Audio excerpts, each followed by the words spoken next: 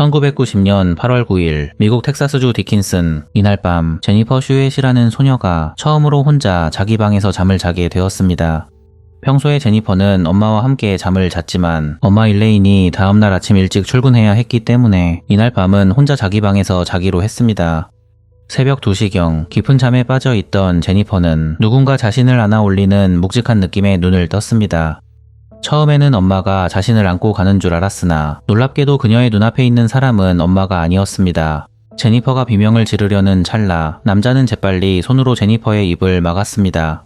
그는 제니퍼에게 소리를 내면 죽이겠다고 위협했고 곧바로 자신이 비밀 경찰이라고 이야기했습니다. 제니퍼는 공포에 질렸지만 처음엔 그 남자가 비밀 경찰이라는 말만 믿고 저항을 멈췄습니다. 남자는 제니퍼를 안고 아파트 밖으로 나가 근처에 세워둔 낡은 차에 태웠습니다. 이렇게 그는 제니퍼와 함께 차를 몰고 어둠 속으로 사라졌습니다. 곧 차는 어두운 도로를 빠르게 달리기 시작했습니다. 이쯤 되자 제니퍼는 본능적으로 그가 비밀 경찰이 아니라고 확신했습니다. 살아야겠다는 생각이 소녀의 머릿속을 지배하기 시작했고 만약을 위해 납치범의 행동 하나하나와 눈에 보이는 것들을 모조리 기억하려고 애썼습니다. 말보로 담배, 버드라이트 맥주 6팩, 차문에 남은 찌그러진 자국, 그녀는 이 모든 증거들이 나중에 자신을 살릴 단서가 될 수 있다고 생각했습니다. 그는 운전하는 내내 정말로 자신이 비밀 임무를 수행 중인 경찰이라고 말하며 제니퍼를 달래려 했고 그녀를 안심시키기 위해 차를 제니퍼의 학교인 실버나겔 초등학교 주차장에 세웠습니다. 익숙한 장소가 눈에 들어오자 제니퍼는 잠시 안도했습니다. 하지만 남자의 행동은 점점 더 이상해졌습니다. 사탕 먹을래? 여기 사탕 있어. 제니퍼는 낯선 사람이 주는 것은 받지 말라는 어른들의 말을 떠올렸고 즉시 고개를 저으며 거절했습니다. 소녀의 거절에 당황한 남자는 갑자기 달색이 변하면 엄마가 이곳에 올 거야 라고 말했습니다. 제니퍼는 달을 바라보며 엄마가 나타나기만을 기다렸습니다. 하지만 아무리 시간이 지나도 엄마의 차는 나타나지 않았습니다. 불안감이 극에 달한 제니퍼는 용기를 내어 남자에게 물었습니다. 아저씨가 경찰이라면 경찰 배지는 어디 있어요? 총은요? 경찰차는 어디 있고요? 소녀의 날카로운 질문에 남자는 갑자기 심각한 표정을 짓더니 곧 차가운 목소리로 말했습니다. 조용히 해. 엄마는 이곳에 오지 않아. 말이 끝나기도 무섭게 남자는 다시 차를 몰아 학교를 빠져나갔습니다. 하지만 차가 향한 곳은 집이 아니었고 비명을 질러도 아무도 들을 수 없는 외딴 곳이었습니다. 차가 멈춘 곳은 제니퍼의 학교에서 약 1.6km 떨어진 캘리포니아 애비뉴 2100번지 근처 잡초가 무성하게 자라있는 황무지였습니다.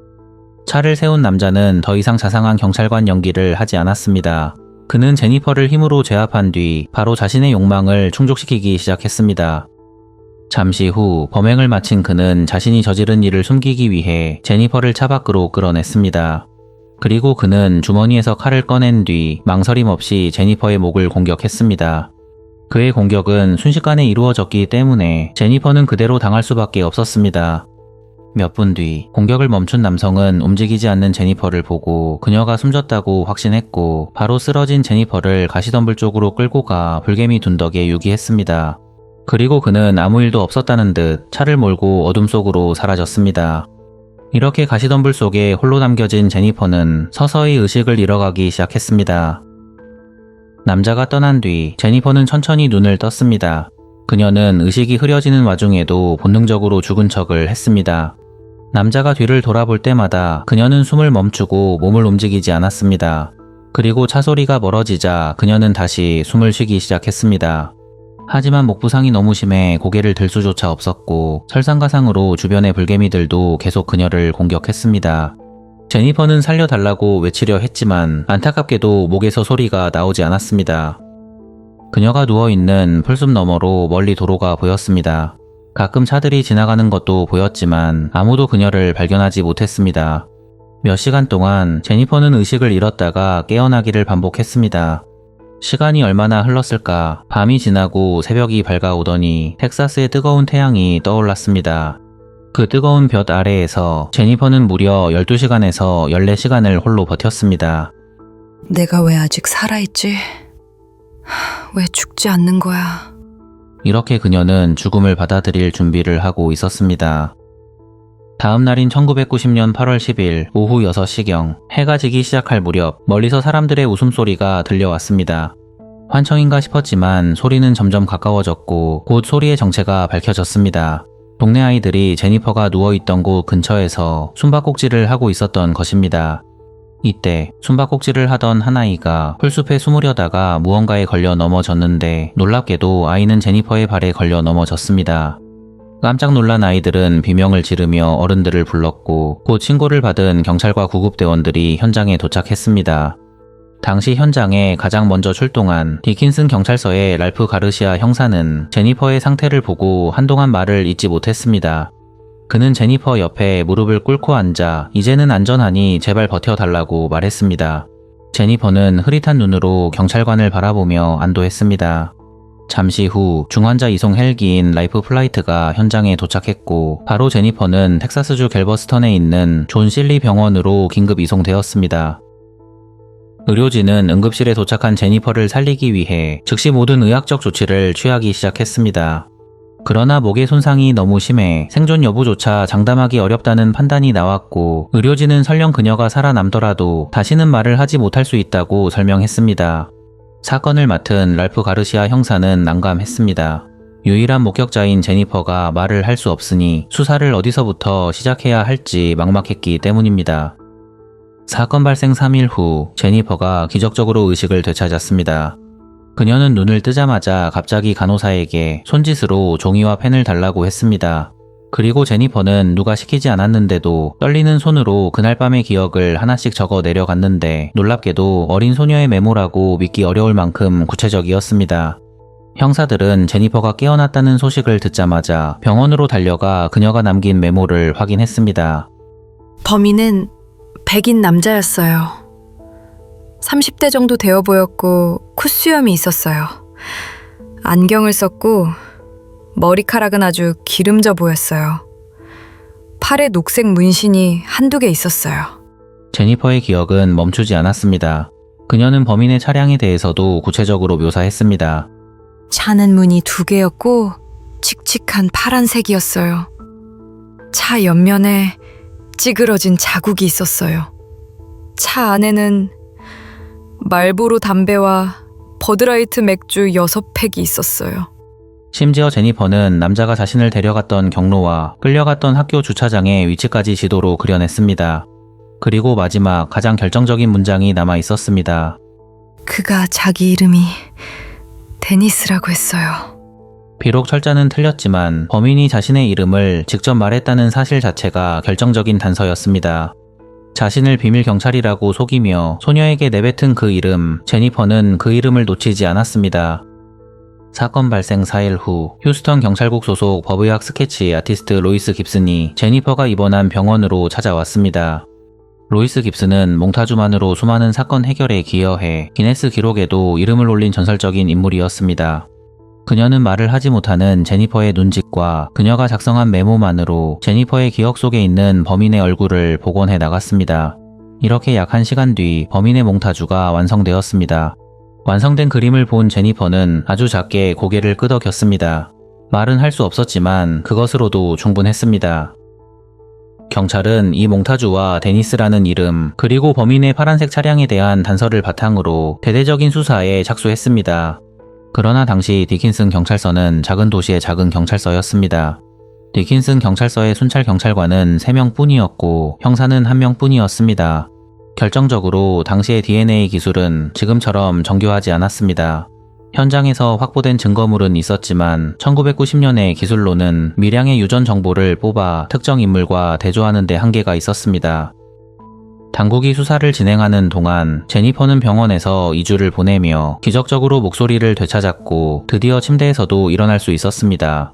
그러나 그녀의 목소리를 빼앗으려 했던 악마는 연기처럼 사라졌습니다. 안타깝게도 시간이 흐르며 사건은 점점 대중의 관심에서 멀어졌고 결국 이 사건은 미제 사건 서류철 속으로 들어가게 됩니다. 당시 악마의 공격에서 극적으로 살아남은 제니퍼에게 세상은 더 이상 안전한 곳이 아니었습니다. 그녀는 밤마다 누군가 창문을 깨고 들어올까봐 잠을 이루지 못했고 낯선 사람의 눈을 똑바로 바라보지 못하는 등 더 이상 사회에 적응을 할 수 없는 상태가 되었습니다. 그러나 제니퍼는 자신의 삶을 포기하지 않았고 그녀는 용기를 내어 다시 집 밖으로 나갔습니다.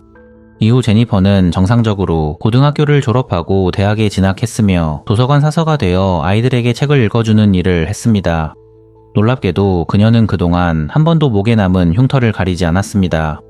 오히려 제니퍼는 스스로 목소리를 내어 범죄 피해자들을 돕는 활동을 시작했고 강연과 인터뷰를 이어가며 언젠가 범인이 잡힐 것이라는 희망을 놓지 않았습니다. 2008년 1월, 18년이라는 세월이 흘렀습니다.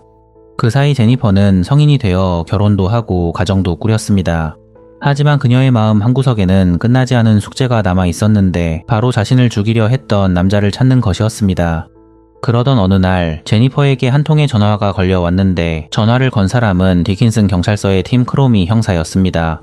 그는 자신이 18년 전 제니퍼에게 발생한 미제 사건을 다시 수사하게 되었다고 했고 끝까지 범인을 추적할 테니 믿고 지켜봐 달라고 말했습니다.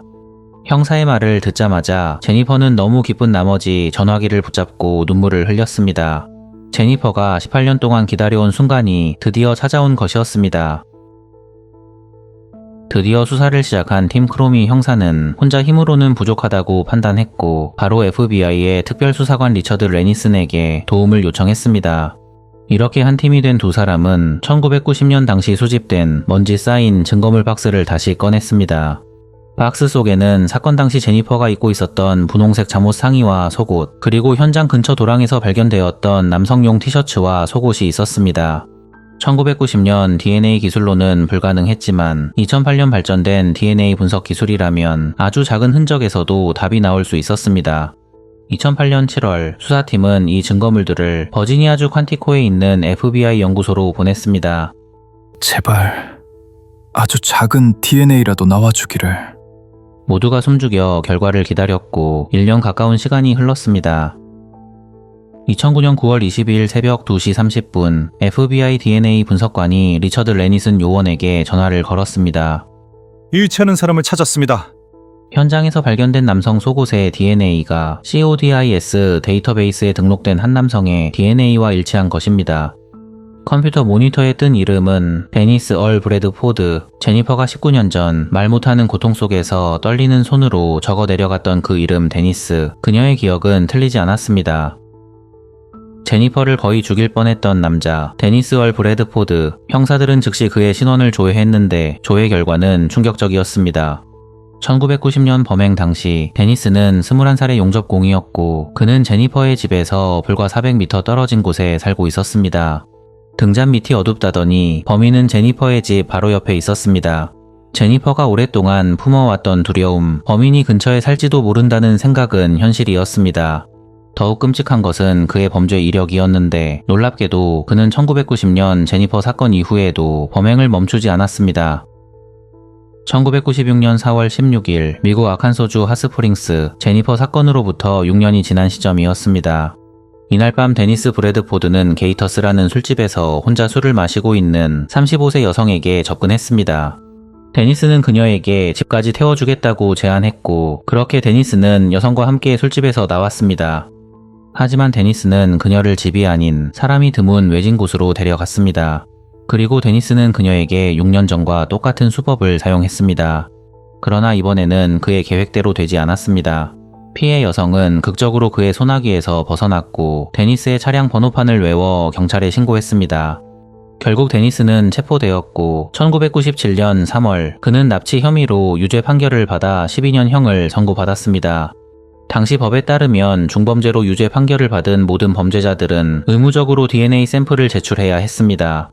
그래서 그때 데니스의 DNA가 FBI의 CODIS 데이터베이스에 등록된 것이었습니다. 하지만 데니스 브래드포드는 12년형을 다 채우지 않았습니다. 그는 모범수라는 이유로 불과 4년 만인 2000년 2월 가석방되었습니다. 출소 후 그는 재혼했고 2명의 친자녀와 3명의 의부자녀를 둔 가장이 되었습니다. 이후 그는 아칸소주 노스 리틀 록에서 다시 용접공으로 일하며 평범한 가장으로 살아갔습니다. 이렇게 무고한 여성 2명을 공격한 짐승 데니스는 10년이 넘는 세월을 아무 일도 없었다는 듯 자유롭게 살아가고 있었습니다. 2009년 10월 13일 오전 6시 50분 아칸소주 노스 리틀록 데니스 브래드포드는 평소처럼 용접일을 하러 출근 준비를 했고 이날 차에는 아내도 함께 타고 있었습니다.